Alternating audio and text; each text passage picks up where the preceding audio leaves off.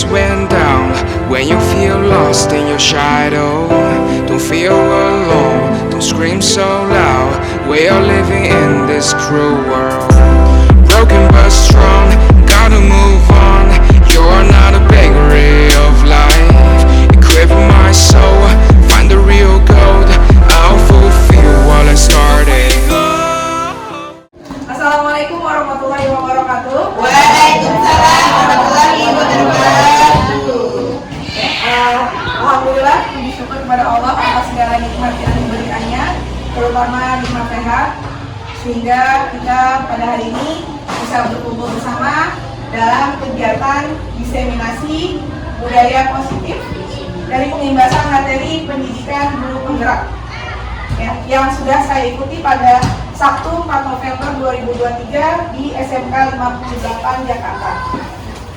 Sebelum kita mulai, saya ingin mengucapkan terima kasih banyak kepada Ibu Leli Fauziah yang sudah memberikan izin kepada saya untuk mengadakan kegiatan diseminasi ini. Dan yang terutama, saya juga mengucapkan terima kasih banyak kepada Bapak Ibu semua yang sudah meluangkan waktunya untuk hadir dalam kegiatan diseminasi hari ini. Adapun tujuan dari kegiatan ini tidak ada niat atau maksud untuk menggurui atau terlihat yang paling pintar atau paling tahu, tidak sama sekali.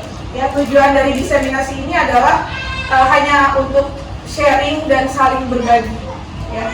Jadi saya menyadari bahwa saya juga masih banyak kekurangan, saya juga masih banyak salah. Dan saya juga percaya bahwa Bapak Ibu di sini, apalagi yang senior-senior ini yang luar biasa, jam terbangnya sudah luar biasa sekali. Jadi saya pikir pengalamannya juga pasti sudah banyak sekali.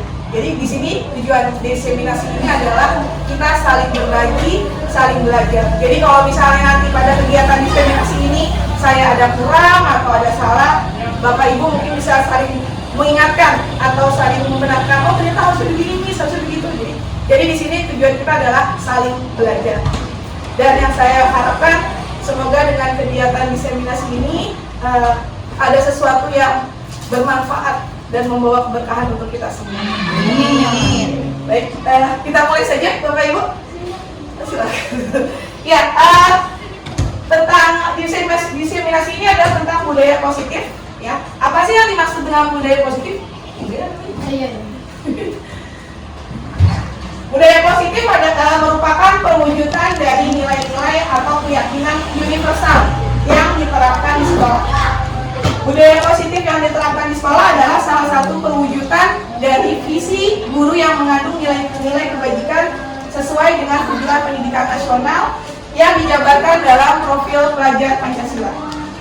Nah, budaya positif di sini meliputi 6 hal, yaitu yang pertama adalah perubahan paradigma stimulus respon, yang kedua konsep disiplin positif, yang ketiga keyakinan kelas, yang keempat pemenuhan 5 kebutuhan dasar manusia, kelima 5 posisi kontrol, dan yang keenam segitiga restitusi. Nah, karena mengingat waktu, maka di sini ya saya hanya akan membahas tiga hal dari budaya positif, yaitu perubahan paradigma stimulus respon, konsep disiplin positif, dan keyakinan kelas. Ya, silakan ya. Yang pertama kita masuk disiplin positif dan nilai-nilai kebajikan universal.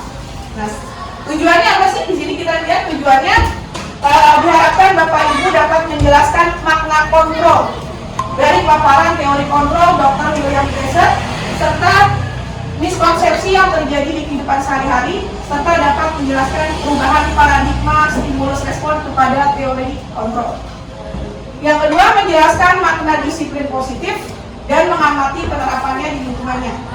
Dan yang ketiga, kita akan mencoba membuat keyakinan kelas sebagai salah satu contoh penerapan budaya positif. Ya, sebelum kita masuk materi, kita ice breaking dulu Bapak Ibu. Ya, di sini kita akan mencoba berpasangan. Ya, Bapak Ibu dicari pasangannya berdua. Silakan dicari pasangannya. Berdua. Jadi ada yang bertindak sebagai A dan sebagai si B. Ini A, ini A. Saya dong. Itu A. A atau B? Silakan Yang senior A, yang senior. Oke, Ya ngapain? Ya, untuk si A sudah ketemu yang keadaan si B sudah ditentukan. Untuk si A, ya si A ambil sedikit kertas, ya dirobek kertasnya, lalu tuliskan sesuatu yang paling berharga di hidup bapak ibu. Terserah apapun itu, mau barang, mau keluarga, mau siapa lah itu. Sudah. Dituliskan sesuatu yang sangat berharga dalam hidup bapak ibu. Ya. Lalu ditulis, lalu dimasukkan ke dalam, digenggam di tangan, ya digenggam dalam tangan. Nah, sekarang tugasnya si B adalah bagaimana caranya untuk membuat si A itu memberikan sesuatu yang berharga itu kepada ibu. Aduh, terserah caranya. Boleh dirayu,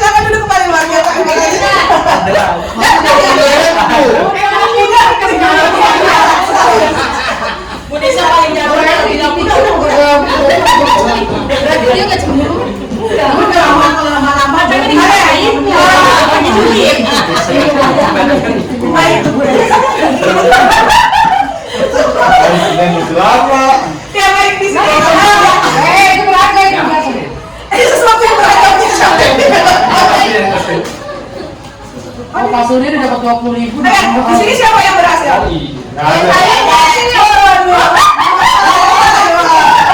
Rayuannya mau deh. Bisa nggak sih?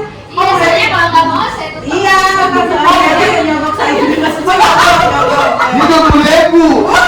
Kurang ya sobat? Bu Mati, rumah Bu ini? Dikasih kaca. Full.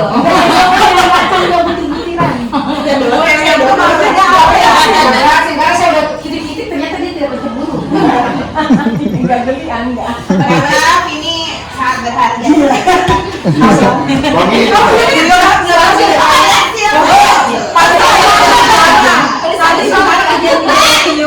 Berarti keyakinan dan kontrol yang ini sangat bagus. Miss Vina sih mau ngambil terus mau ngambil dulu. Masalah ya, sesuatu berharganya bukan dia. Ya baik, kita lihat di sini Bapak Ibu. Dari ice breaking itu kita bisa melihat bahwa itulah yang dimaksud dengan kontrol. Nah, yang pemahaman yang terjadi di sekitar kita bahwa ilusi guru itu bisa mengontrol murid. Ya. Selama ini kan kita memahami bahwa guru itu pasti bisa mengontrol murid. Yang kedua, ilusi bahwa kritik dan membuat orang merasa bersalah dapat menguatkan karakter. Padahal sebetulnya bisa, tapi dalam karakter negatif yang tuduh. Ya. Kemudian ilusi bahwa orang dewasa memiliki hak untuk memaksa. Tadi ada paksaan ya? Iya, dipaksa. Makso.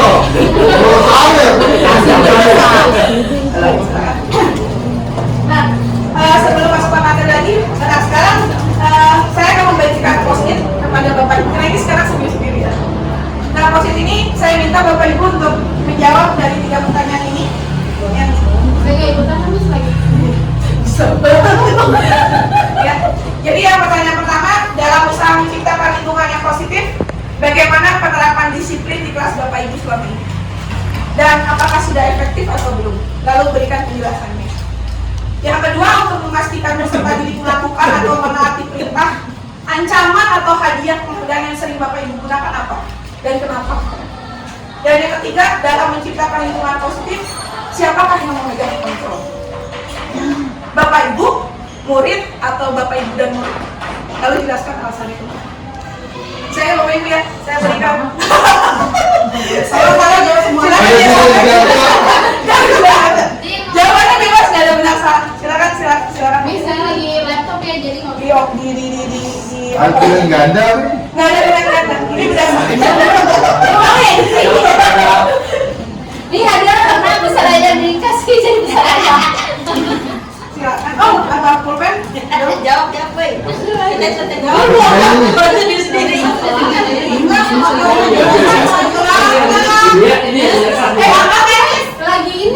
Lagi laptop. Ini siapa berkelompok nih?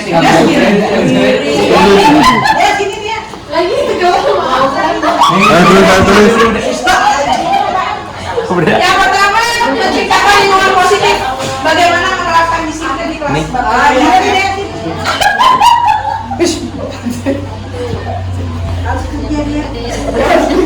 Lagi laptop, maaf ya laptop.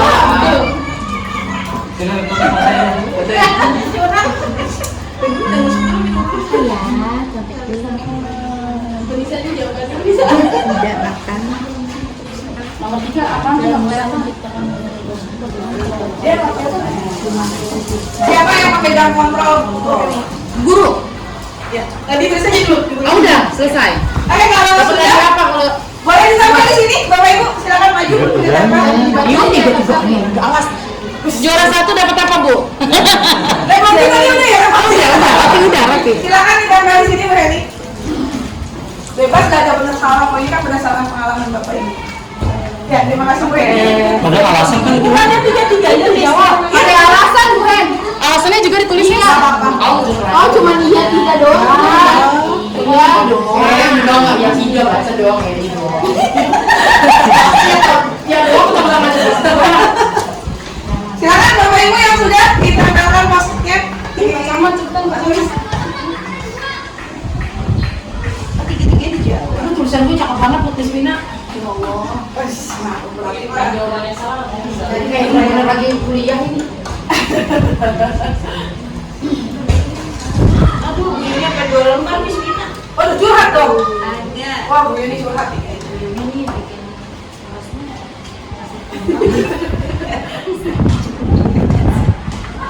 Bapak Ibu absen tadi udah ya, Bia? Pak Dina dari siapa?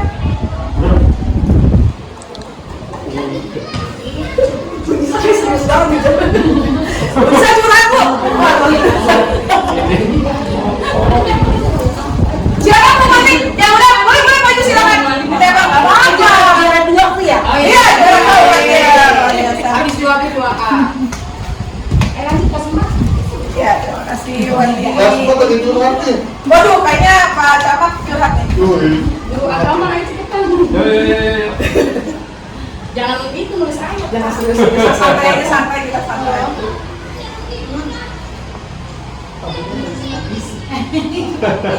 Ini panjangan. Ya silakan. Bu Yuni dah. Mana sih ini? Berarti 3 lembar. Mantap. Ya silakan. Oh, 2 lembar loh, bener bijak loh. Baik, kayak 3 lembar. Waduh, bisa curhat ya? 2. Jangan nulisin Ya, makasih. Oh, jangan nyerah kita naskah. Ini cuma ya, ikan yang ada merah di tas. Gak mau, gak apa-apa, gak masalah. Mantap. Nah, jadi kan bagus berwarna-warni. Ayo mati aku lah. Silakan Bu Sarah dan Bu Resi. Apa-apa. Tadi ini pakai bahasa Arab. Biasanya nulis nanti tadi. Siti juga.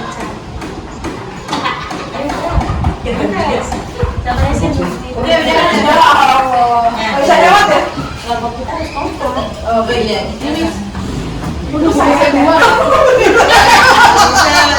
banyak banget. Aduh. Oke. Ini tulisan Masuk video. Harusnya kayak gitu ya. Oke, Bu Sarah tetap di sini. Bu Sarah kali terakhir, jadi Bu Sarah di sini ya.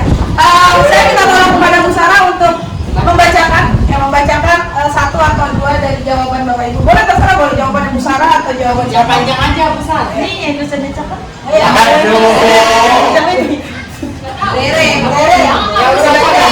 Nonem itu. Baca aja. Baca.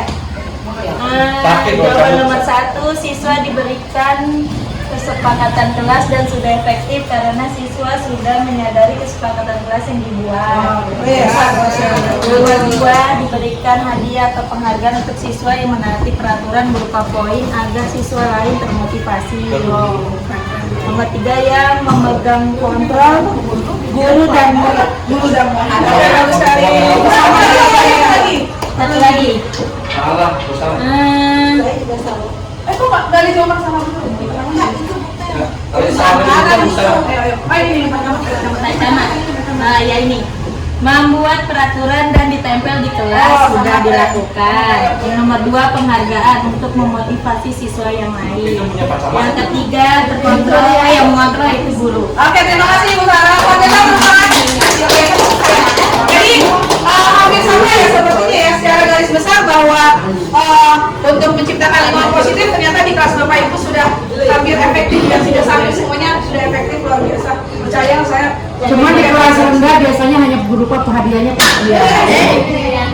Pujian secara langsung baik, bagus, pintar. Betul sekali ya. Kita terima kasih banyak ya, bagus sekali. Luar biasa. Lalu yang memegang kontrol di sini adalah karena memang kita ada pusatnya di kelas ya. Ya selanjutnya. Terima kasih. Masih panjang ini, masih 5 jam lagi. Aduh. Oke. Nah, sebetulnya di sini pertanyaannya siapa sih sesungguhnya yang memiliki kontrol? Ya. Nah, di sini kita lihat. Di sebelah kiri ini adalah paradigma yang beredar di budaya kita yang selama ini kita pahami. Sedangkan sebelah kanan ini adalah sebetulnya yang seharusnya berdasarkan teori kontrol dari Dr. William Gesser yang tadi saya sebutkan. Ya. Kita lihat di sini bahwa pernyataan paradigma yang pertama adalah kita mencoba mengubah orang agar berpandangan sama dengan kita. Biasanya kita tuh selalu mencoba untuk mengubah seseorang, gitu. Mengubah murid kita untuk menjadi lebih baik. Padahal kenyataannya sesuai dengan teori kontrol, seharusnya kita berusaha untuk memahami dulu, memahami anak itu, memahami orang itu. Kita tidak bisa memaksa mereka untuk berubah, tetapi yang bisa kita lakukan adalah berusaha untuk memahami pandangan mereka, bahwa pandangan tiap orang itu berbeda-beda. Kita tidak bisa memaksakan seseorang itu harus sama seperti kita, karena tiap orang itu pasti punya pandangan yang berbeda. Dan tugas kita adalah untuk memahami yang seharusnya terjadi seperti itu ya, sesuai dengan teori kontrol. Nah kemudian yang kedua, perilaku buruk dilihat sebagai suatu kesalahan. Ini yang paling sering terjadi. Kalau saya juga ini jadi curhat. Bahwa perilaku buruk itu dilihat sebagai suatu kesalahan. Padahal berdasarkan teori kontrol, bahwa semua perilaku itu pasti memiliki tujuan. Kalau itu perilaku seburuk apapun, pasti dia memiliki tujuan. Ya. Curhat sedikit Bapak Ibu, saya mau berbagi pengalaman. Jadi sebetulnya waktu zaman saya ngajarin bukan di sini, untungnya bukan murid di sini mah pintar-pintar. Waktu saya di sekolah yang lama, jadi di sekolah lama itu ada anak yang kebetulan memang kurang pintar, ya, secara akademik dia kurang pintar. Tetapi suatu saat ulangan, tiba-tiba nilainya lonjak tinggi. 90, 100, 20, 100. Padahal sehari-harinya saya tahu banget itu anak nggak pernah ngajarin PR. Suruh maju ke depan nggak bisa. Kerjanya ngobrol magang hitungannya. Kok tiba-tiba pas ulangan nilainya 90, 100. Wah ini kan tanda-tanya besar nih. Luar biasa banget nih anak kok bisa pintar dalam semalam gitu kan. Jadi sesuatu yang menurut saya perlu dipertanyakan. Kemudian saya panggil anaknya.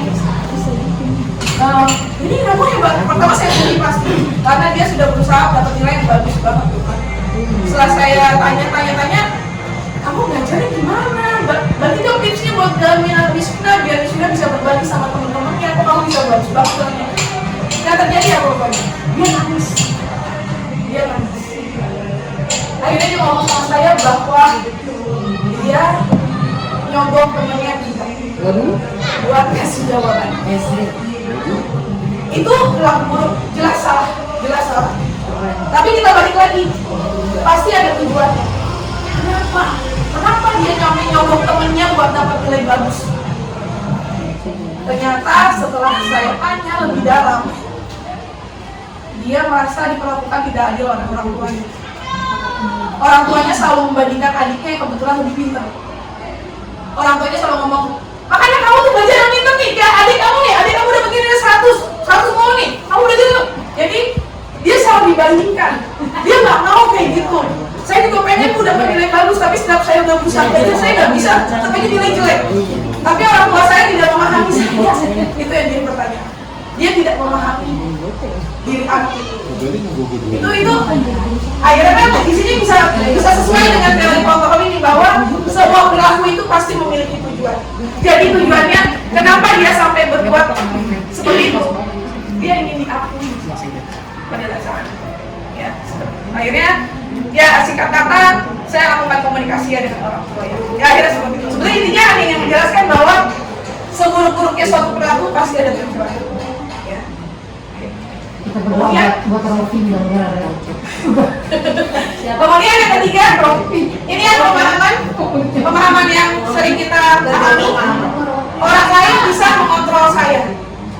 Orang lain merasa bisa mengontrol saya. Padahal sebetulnya hanya diri kita yang bisa mengontrol kita. Bukan orang lain, hanya kita. Mau lingkungan yang maksa kayak apapun, ya, dorong kita kayak apapun gitu. Kamu harus gini, nggak boleh dipaksa-paksa. Kayak seperti tadi, contohnya ice breaking kita. Bu Yuni sampai dipaksa kayak apapun, tapi karena dia merasa dia yakin sama dirinya, kuat gitu ya, dia bisa mengendalikan. Cuma saya yang bisa kontrol diri saya. Orang lain nggak bisa. Memang itu seperti itu.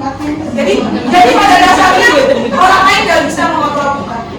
Hanya diri kita yang bisa mengontrol. Ya. Yang keempat, saya bisa mengontrol orang lain. Ini jelas salah. Ya. Ini kebanyakan bapak ibu, termasuk saya sih sebetulnya. Saya ngerasa bahwa saya bisa mengontrol anak-anak saya. Padahal saya sebetulnya kita nggak bisa mengontrol orang lain. Kita nggak bisa mengontrol. Ya.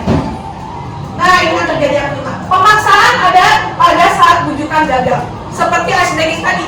Pada saat kita udah mencoba, ayo, bagi dong, kasih dia dong. Akhirnya yang terjadi apa? Pemaksaan kan. Kita merasa bahwa kita bisa memaksa. Ya, pada saat kita udah bujuk baik-baik, ternyata gagal, pasti jatuhnya maksa. Ya kan maksa ini nih. Coba juta. Sebetulnya kalau paksaan ini kan konotasi kasar ya. Sebetulnya seharusnya sesuai dengan teori kontrol bahwa seharusnya kita berkolaborasi, konsensus, berdiskusi, negosiasi. Ya, seperti tadi sebetulnya yang lu mau dibayar berapa itu sudah negosiasi sebetulnya. Ya tergantung, ya maka akan ada pilihan-pilihan baru. Kalau duitnya mungkin paling dia nggak nawar 1 juta, 2 juta, mungkin kasih ya.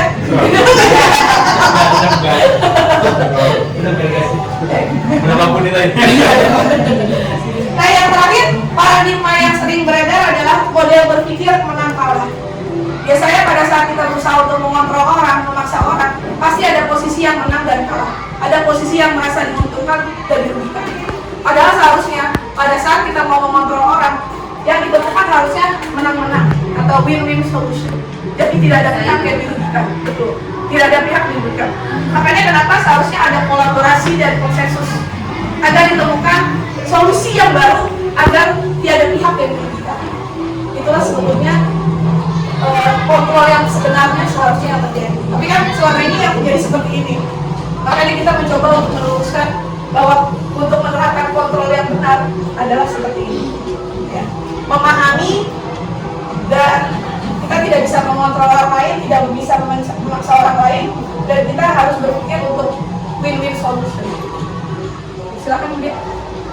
Ya ini tadi ya teori kontrolnya dari Dr. William Glaser yang tadi sudah saya jelaskan. Langsung aja kan. Nah sekarang kita masuk apa sih makna disiplin? Sebetulnya pada dasarnya disiplin disiplin itu berasal dari bahasa Latin yaitu disiplina, yang artinya belajar. Selama ini bahwa disiplin itu belajar sebetulnya. Ya. Makna asal dari kata ini berkonotasi dengan disiplin diri dari murid-murid Socrates dan Plato.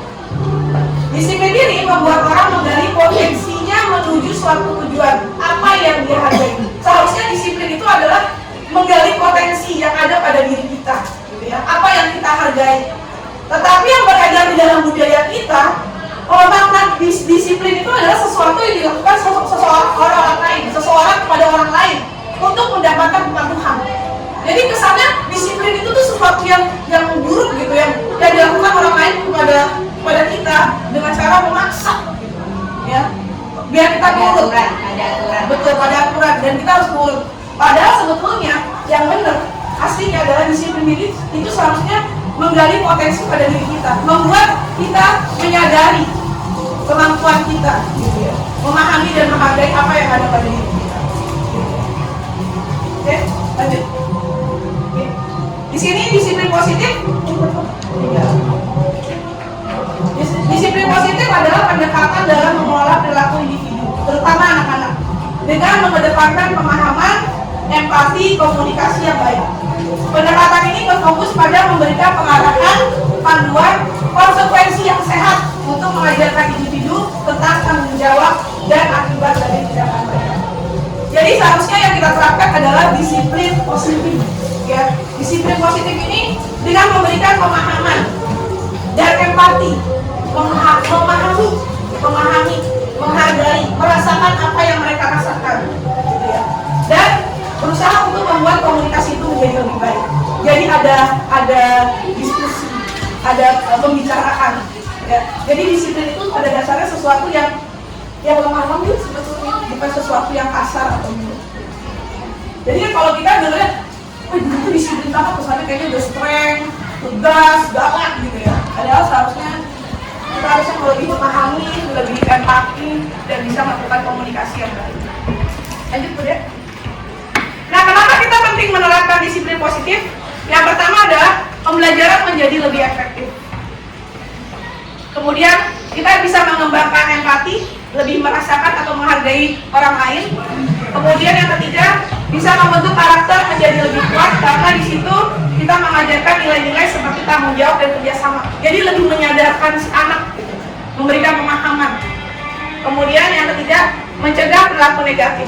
Ya, karena setiap kita melakukan disiplin positif, kita memberikan pemahaman kepada anak, mengajak berbicara, mengajak kolaborasi. Jadi memberikan kesadaran kepada anak. Dengan begitu perilaku negatif akan berkurang. Silakan. Nah, apakah makna nilai kebajikan? Nilai-nilai kebajikan adalah sifat-sifat positif manusia yang merupakan tujuan mulia yang ingin dicapai setiap individu. Nilai-nilai tersebut bersifat universal, lintas bahasa, suku bangsa, agama maupun latar belakang. Setiap perilaku atau perbuatan memiliki tujuan. Ya, tadi seperti kita sudah bahas. Dengan menaikkan nilai-nilai kebajikan yang diyakini seseorang, maka motivasi intrinsik, motivasi yang berasal dari dirinya, kesadaran pada dirinya akan terbangun, sehingga akan menggerakkan motivasi dari dalam diri si anak untuk mendapat tujuan yang dia inginkan. Nah, sebetulnya nilai-nilai kebajikan yang ingin dicapai oleh setiap anak itu apa sih? Nah, yang biasa kita kenal adalah profil pelajar Pancasila. Ini loh nilai-nilai kebajikan yang ingin kita capai, yang ingin anak-anak kita capai. Ada enam sebetulnya kelihatan yang kenal. Yang pertama beriman, yang kedua mandiri, yang ketiga bernalar kritis, keempat berkebinekaan global, kelima bergotong royong, dan keenam toleransi. Nilai-nilai kebajikan inilah yang ingin kita capai pada si anak dengan menerapkan disiplin positif. Oke. Di sini ada manfaat dari pembentukan karakter melalui disiplin positif dan nilai-nilai kebajikan universal bagi kita tadi.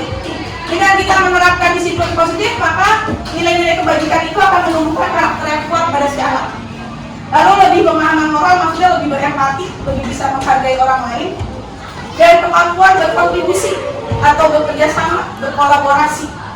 Lalu yang keempat, mengembangkan hubungan yang sehat karena kita memiliki komunikasi yang baik melalui disiplin positif. Nah, tapi tetap yang namanya disiplin positif itu pasti pasti memiliki kendala. Ya, karena seperti yang tadi saya bilang, paradigma yang mengakar di budaya kita itu adalah konotasi ada sesuatu yang jelek. Nah, ini yang sulitnya di sini untuk menerapkannya. Kesabaran dan konsistensi. Jelas, yang namanya untuk menerapkan sesuatu yang baik itu pasti butuh kesabaran dan konsisten. Ya, jadi harus dilakukan pembiasaan berkali-kali. Lelah pasti, makanya kita butuh sabar dan harus terus-menerus agar menjadi suatu kebiasaan. Yang kedua, membutuhkan pengetahuan dan keterampilan.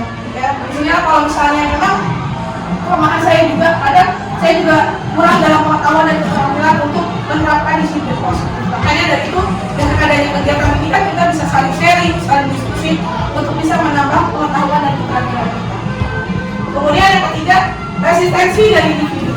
Ini adalah kendalanya dalam menerapkan disiplin positif. Kenapa? Karena orang udah merasa disiplin itu adalah sesuatu yang buruk gitu, sesuatu yang jelek. Udah susah, udah disiplin mah udah pasti harus besar, harus kejam gitu ya. Pokoknya harus keras gitu. Padahal sebetulnya tidak. Itu yang harus kita pahami. Oke, kita masuk refleksi Bapak Ibu. Sekali lagi kita tuliskan positif ya. Dari materi ini tadi ya. Apa sih sesuatu yang akan Anda simpan atau dipergunakan di kemudian hari? Lalu apa sesuatu yang akan Anda bawa atau dipergunakan dalam waktu dekat atau sesering mungkin? Dan apa sesuatu yang akan Anda buang atau hindari setelah hari ini? Ada 3 pertanyaan. Sesuatu yang akan Anda simpan, sesuatu yang akan Anda pergunakan, lalu sesuatu yang Anda akan buang. Oke, 3 saja Bapak Ibu. Positif masih ada? Silakan. Bebas apa aja ya? Bebas apa aja, silakan. Apa? Sesuatu yang akan Anda simpan. Bukan. Tentang materi disiplin positif Bapak Ibu. Nanti tolong ditambah lagi ya. Pulpen? Video aja ya Bu. Di sini.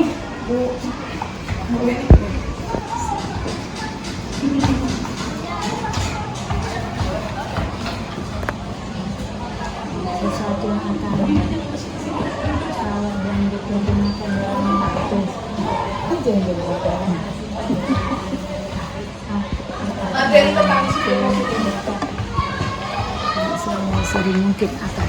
Ya sudah silakan tembak. Bu Heni, Bu Heni lagi satu nih. Waduh. Dapat souvenir nanti. Dapat souvenir. Silakan dibuat matiin aja Bu Heni. Oke. Bu Mati biasanya kencing dua nih. Iya biasanya ya. Makasih Bu Heni. Habis ditanya bukan saya. Saya pakai pakai juga warna. Nggak usah serius-serius, santai aja. Jangan curhat lagi ya. Jangan curhat lagi. Ayo udah apaan sih Mama? Ada di semua. Sekarang tulisannya saya jelek. Ini yang banyak ya ini. Jawaban panjang jawabannya mah. Ibu jawab. Betul dong. Bu Dea ditanya jawab ini jawaban penting ini. Bu Dea.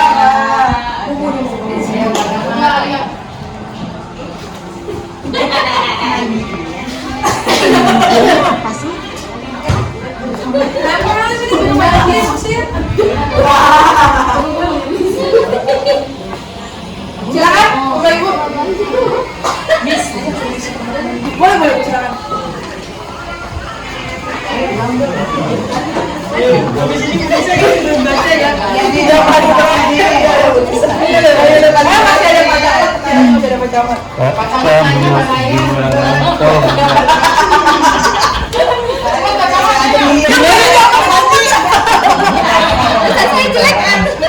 Yang akan membawa tentang kedisiplinan, yang mau dikurang kedisiplin. Malas susah yang disiplin. Yang jelek-jelek. Bagus sistemnya. Bisa baca. Ya karena Bu Nisa terakhir. Jadi Bu Nisa akan membacakan. Oke, yang mana? Oke, sesuatu yang akan disimpan. Yang Mana dia? Bebas mau sendiri juga nggak apa-apa. Oh ini saya menjawab dari yang ini. Tidak marah. Oke, sesuatu yang akan dibawa Tidak atau dipergunakan? rasa empati. Oke, sesuatu yang akan dibuang. Rasa kurang peduli. Oke, bagus sekali. Satu lagi yang sesuatu yang akan disimpan Munisa. Aduh, makna disiplin. Oh, luar biasa. Sesuatu yang akan dipergunakan? Disiplin diri sendiri. Iya, betul. Yang sesuatu yang akan dibuang? Ya males ya. Malas emang. Itu sama sih kayak saya. Oke, terima kasih luar biasa Bapak Ibu. Oke, sebelum kita masuk ke guru, materi yang terakhir kita breaking lagi Bapak Ibu, mohon berdiri. Kalau boleh kita berdiri. Berdiri ya Bapak Ibu. Silakan. Pak juga sama ibu. Oke, ya Bapak Ibu sendiri. Sebetulnya ini anak-anak sih Bu ya. Mungkin udah dengar tepuk dan hibur. Oke, ada dulu. Kalau saya bilang tepuk dan dingduk, hap, dang ding dung hap. Bukan Duduk. Yang pentingnya, yang paling penting adalah Kanan kiri saya yang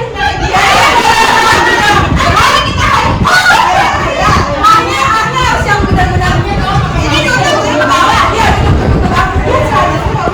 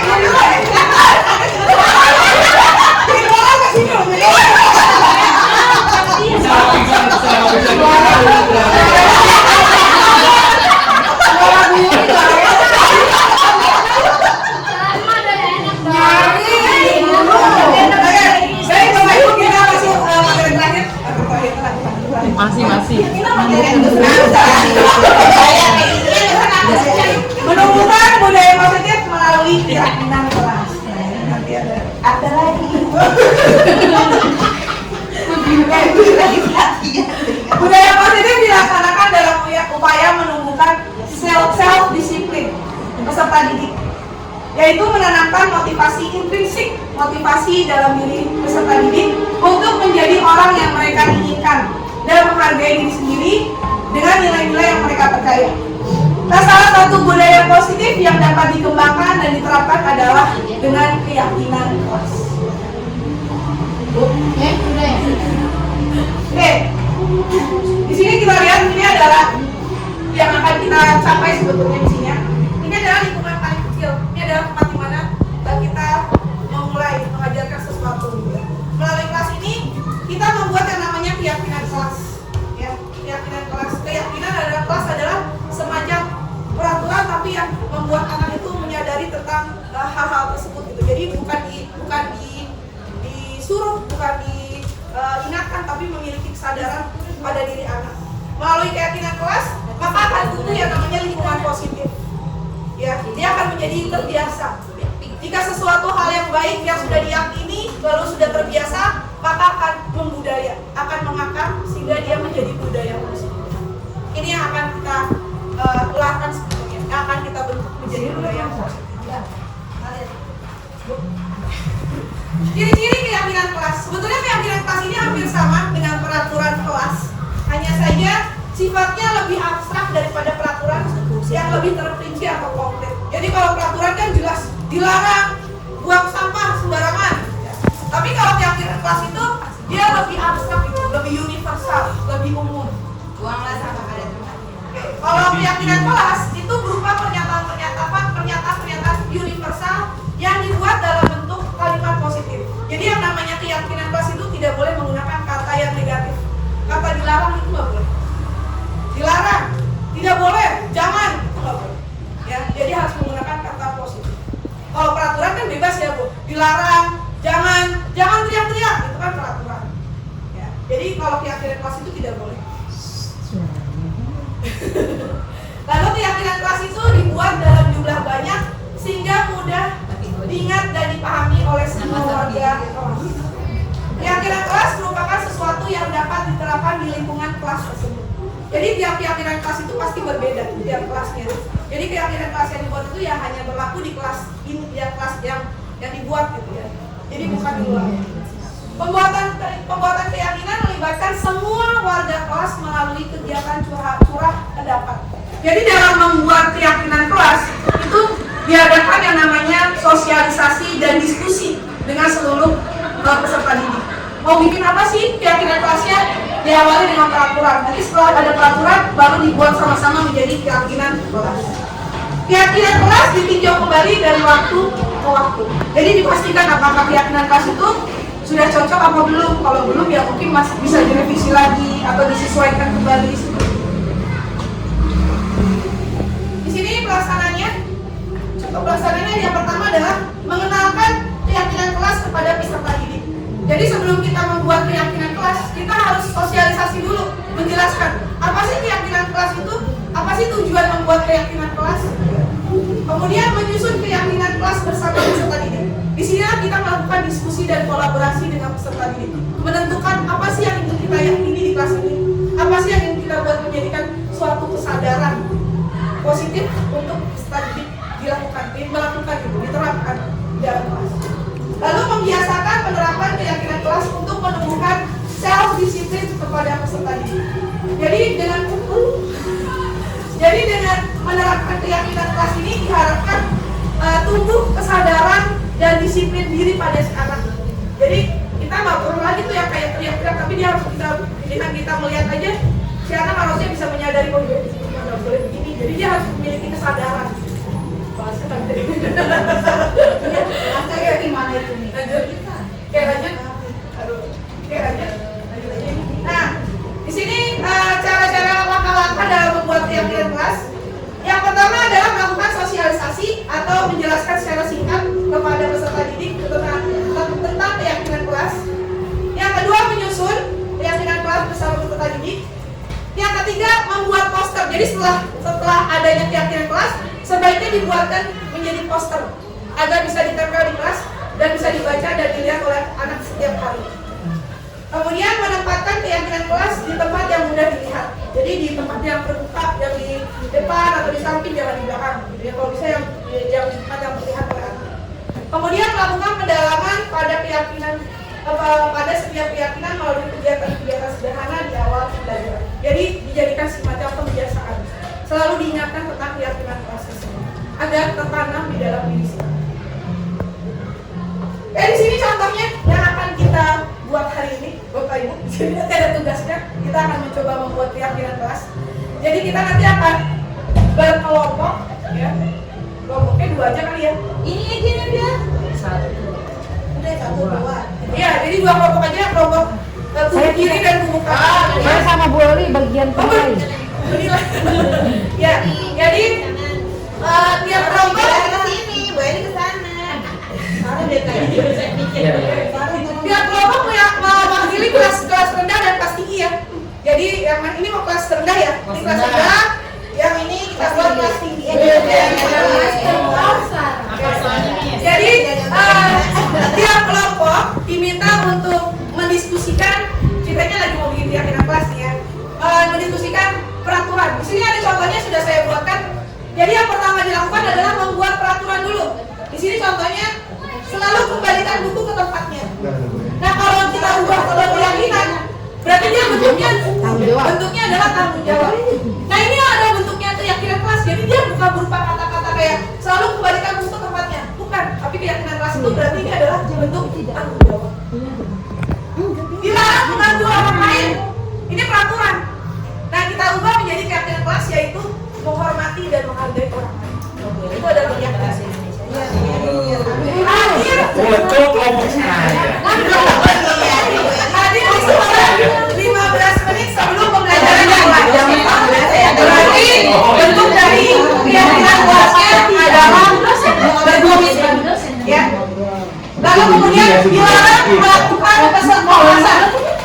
Ya, berarti keyakinannya adalah keselamatan.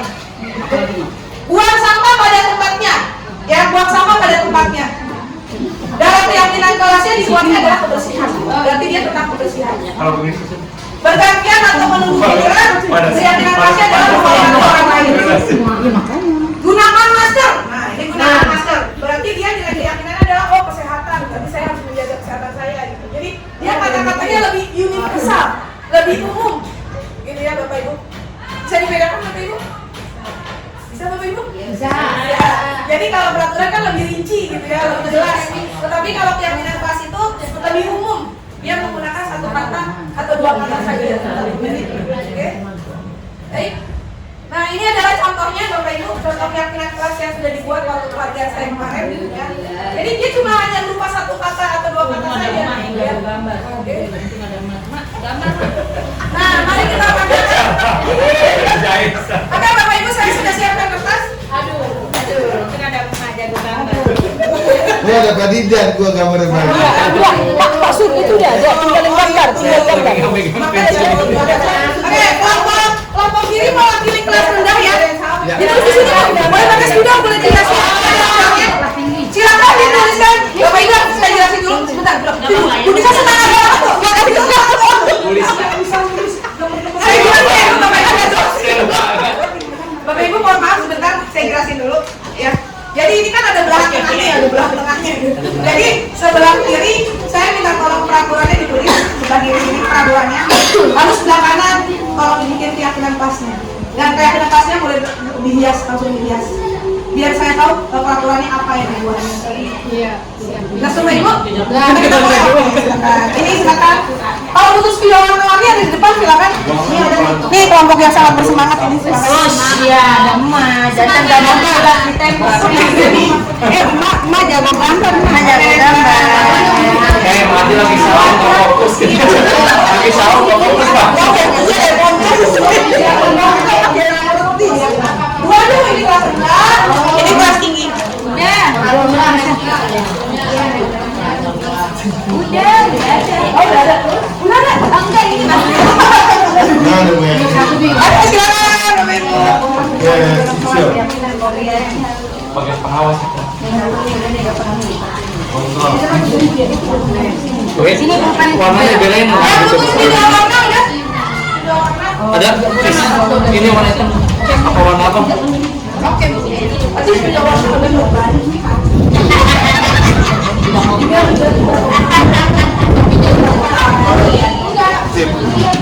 ini yang butuh sepeda warna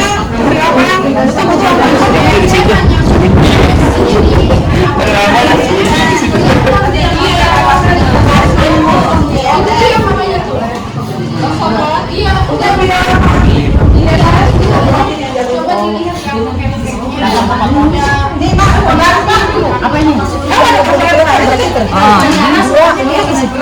Tapi harus ini. Ini bisa tempat begini-gini. Akan tepat waktu. Tidak. Kerjakan tugas. Bukan.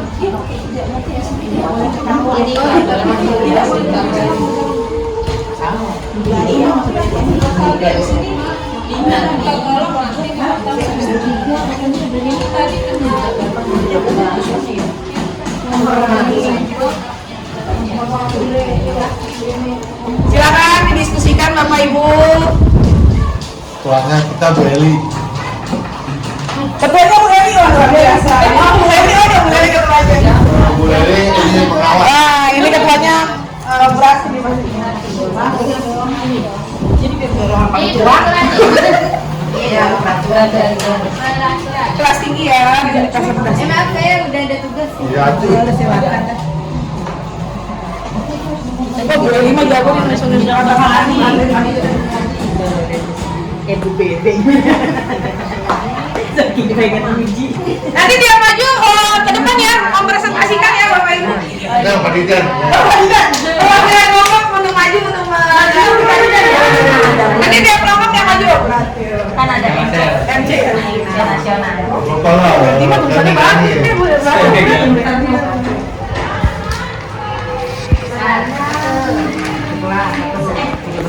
Udah boleh bercanda di kelas. Ketaatan. Ya, berapa nih minimal nih? Tidak boleh bercanda di dalam kelas. Ya, Minimal berapa? Mas Bunda udah.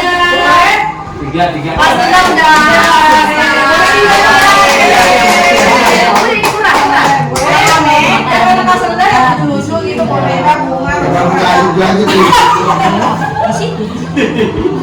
Tidak boleh bicara di dalam kelas. Gitu.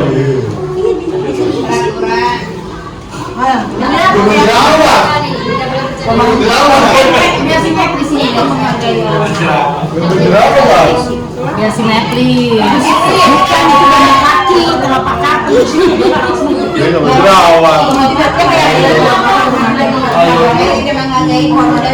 Oke, kelas rendah sudah. Nanti pemanggilannya. Ayo, Pak Dika. Tolong dijelaskan. Dibacakan aja. Udah habis. Tunggu ini ya. Tunggu kelas tinggi dulu, tunggu kelas tinggi. Ngomong aja ya, aku udah habis ya. Iya. Berarti harus bisa dulu. Kasih dulu ya. Kelambang kaki atau Bu? Dengan harinya boleh. Pakai muka Dika nanti kalau Pak Didan katanya udah siap belum?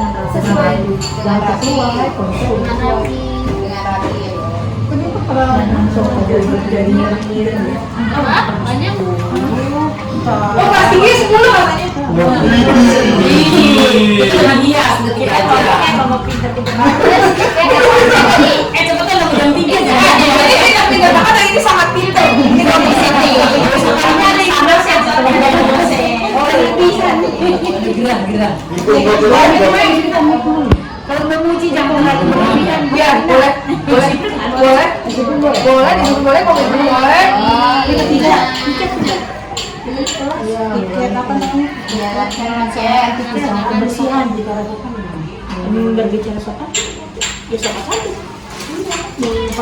Tidak mengeluarkan protokol dilarang apa gitu. Kebersihan. Boleh ada wacana sumber ini. Nggak apa-apa. Saya bisa.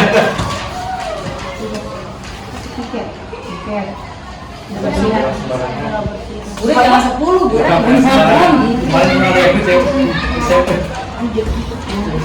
Ini terbang ini kertasnya.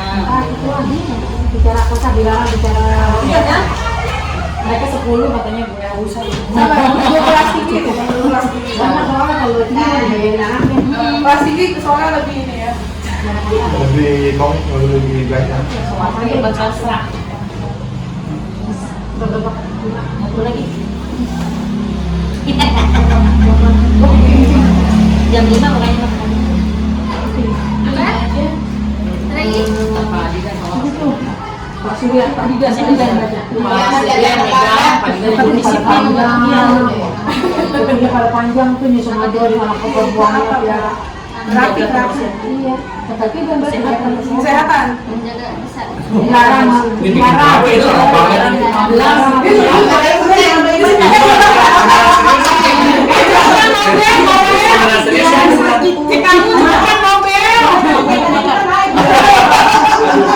Beneran serius nih kan?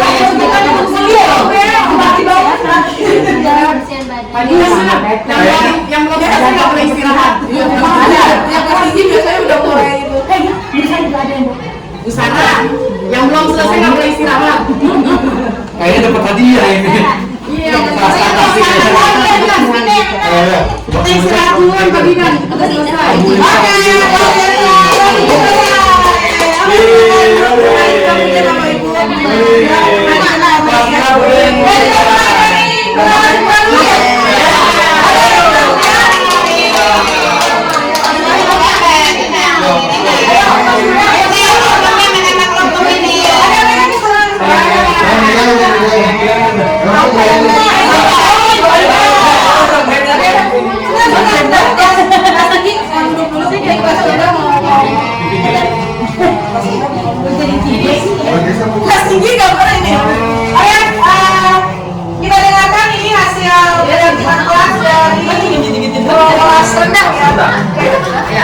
badannya. Silakan ketua kelas rendah. Kami dari kelas rendah berdasarkan peraturan kelas dan keyakinan kelas. Yang pertama, tidak ngobrol di kelas dan keyakinan kelasnya tertib. Yang kedua, peraturan kelasnya tidak datang terlambat, keyakinan kelasnya datang tepat waktu. Yang terakhir, peraturan kelasnya tidak berkelahi dengan teman, keyakinan kelasnya sayangi teman. Oke, tepuk tangan buat kelompok kita. Foto dulu. Boleh nggak itu Bu? Nggak jadi. Nggak kan ini kelompok. Oke. Ada jalan sekelompok.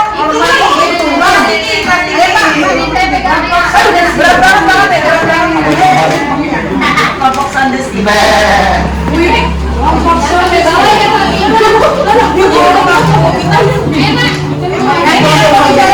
Dia ngasih ide kan. Jangan sampai Dia mau foto ya. Baik, Bapak Ibu sekalian, kami dari kelompok Sondes setelah bersama-sama membuat peraturan kelas dan keyakinan kelas, maka ada 5 poin. Yang pertama, tidak boleh bercanda di dalam kelas ini karena kelas tinggi. Di keyakinan kelasnya menghargai dan menghormati orang lain. Yang kedua, memakai seragam dengan rapi dan lengkap. Biasanya anak kelas 6 kalau sendiri udah bersih, kotor, ya, baju buka. Maka itu termasuk dalam keyakinan kelasnya di kedisiplinan. Yang ketiga, melaksanakan piket. Kadang anak laki lebih gimana, perempuan gimana, jadi kadang merasa tidak merawat kelas. Di sini termasuk dalam keyakinan kelasnya menjaga kebersihan. Dan yang poin keempat, dilarang berbicara kasar. Biasa untuk anak kelas tinggi, bicaranya pasti kita dengar sering yang tidak baik. Maka masuknya dalam keyakinan kelasnya sopan santun. Dan yang terakhir adalah menjaga kebersihan badan, karena memang sudah dewasa, bau ketiak lah, ya. Nah, itu termasuknya dalam keyakinan kelasnya kita masukkan kesehatan. Demikian pemaparan dari kelompok Sondes. Bu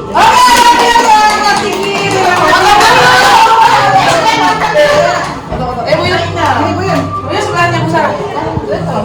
Iya. Oke.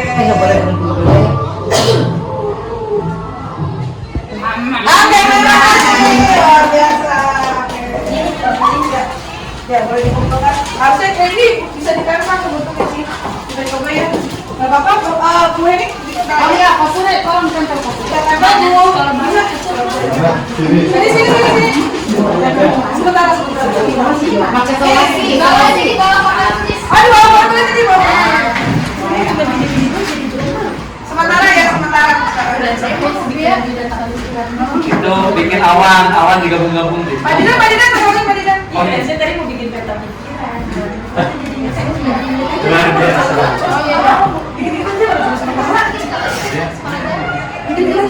Biar nggak terbang kita mau dipakai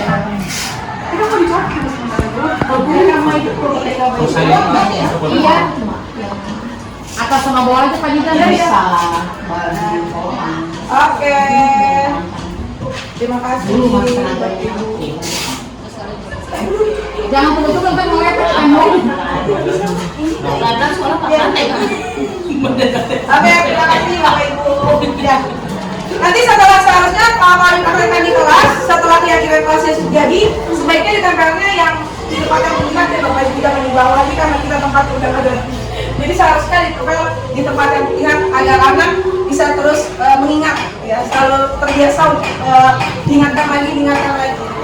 Jangan kayak gini cuma karena ada tempat lain.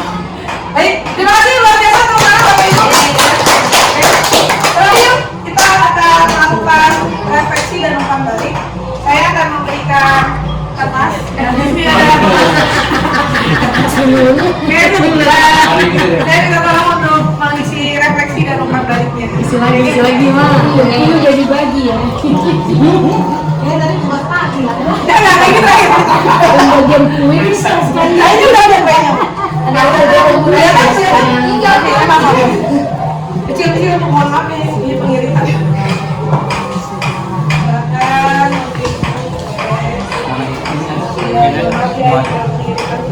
Enggak dong. Dari tadi kan Isi lah.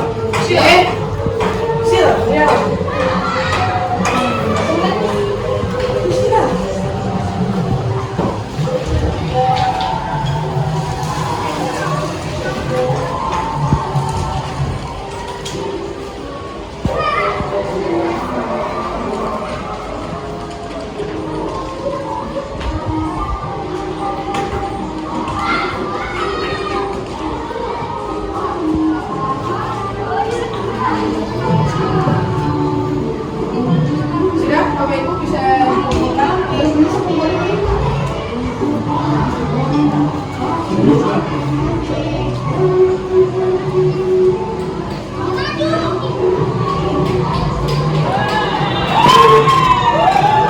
Jangan curhat ya Bapak Ibu ya.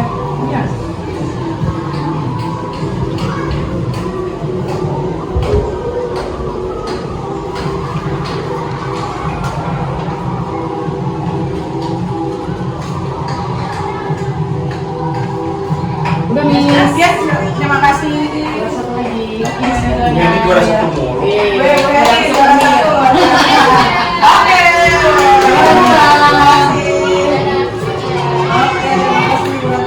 Ini Bu bisa.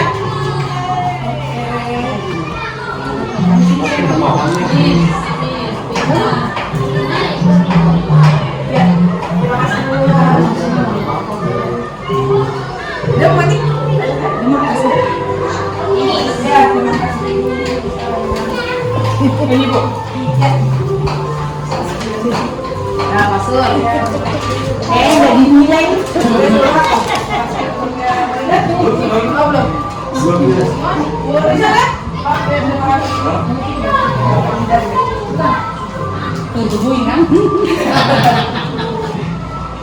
Oh, bapak kan. Wis, mantap. Ya, terima kasih. Dulu sih kayak bikin resep ya. Bapak Ibu, Kayak bikin resep sekian ya. kegiatan kita hari ini. Semoga apa yang sudah kita lakukan bersama, sudah berkolaborasi, sudah bekerja sama, ada ya sedikit atau minimal ada beberapa hal yang bisa jadi manfaat dan memberikan inspirasi kepada Bapak Ibu. Lebih kurangnya saya mohon maaf. Assalamualaikum warahmatullahi wabarakatuh.